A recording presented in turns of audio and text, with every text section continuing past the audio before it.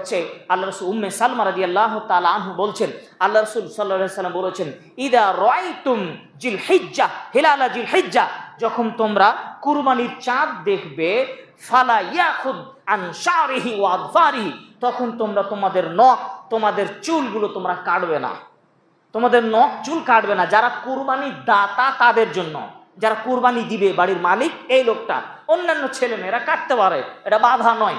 কুরবানি দাতাদেরকে রাসূল সাল্লাল্লাহু আলাইহি ওয়াসাল্লাম নিষেধ করলেন, সাহিহুল মুসলিম হাদিস নাম্বার 1977। এবার যারা কুরবানি দিতে পারেনি তাদের জন্য, যারা কুরবানি দিতে পারেনি তাদের জন্য শুনুন, আব্দুল্লাহ ইবনে আমর রাদিয়াল্লাহু তাআলা আনহু বলেন, রাসূল সাল্লাল্লাহু আলাইহি সাল্লাম একদা বললেন, উমিরতু বিয়াউমিল আযহা, আমাকে এই ঈদের দিনে কুরবানি করতে আল্লাহ তাআলা আদেশ করেছেন, আমি আদেশ প্রাপ্ত হয়েছি। ফাজালাহুল্লাহু ঈদান লিহাদিহিল উম্মাহ, আল্লাহ আমার উম্মতের জন্য কুরবানির দিনকে ঈদ হিসাবে ঘোষণা করেছেন।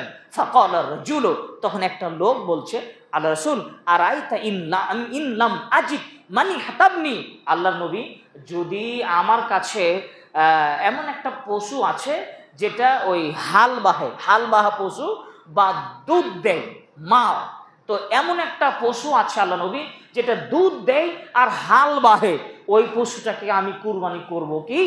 আল্লাহ রাসূল বললেন, না না না না না, ওই পশুটা কুরবানি করিও না। যেটা দুধ দিচ্ছে, তার বাছুর আছে, দুধ খাবে, বা হাল চলছে, কাজে ব্যবহার করছো, ওইটা কুরবানি করবো না।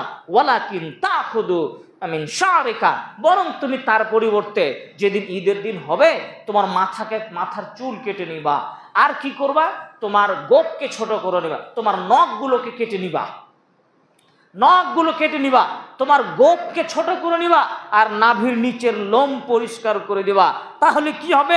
ফাযালিকা তামামু উযহিয়াতিকা ইনদাল্লাহ, তুমি এগুলা করবা কুরবানির উদ্দেশ্যে। ঈদের দিন যার কুরবানি নেই, কুরবানির নিয়াতে মাথার চুল কাটবে, গোপ ছোট করবে, হাতের নখ কাটবে, নাভির নিচের লোম পরিষ্কার করবে, কুরবানির নিয়াতে যারা কুরবানি দিতে পারে না, আল্লাহ তার বিনিময়ে তোমাকে পূর্ণ একটা কুরবানির নেকি দান করবেন।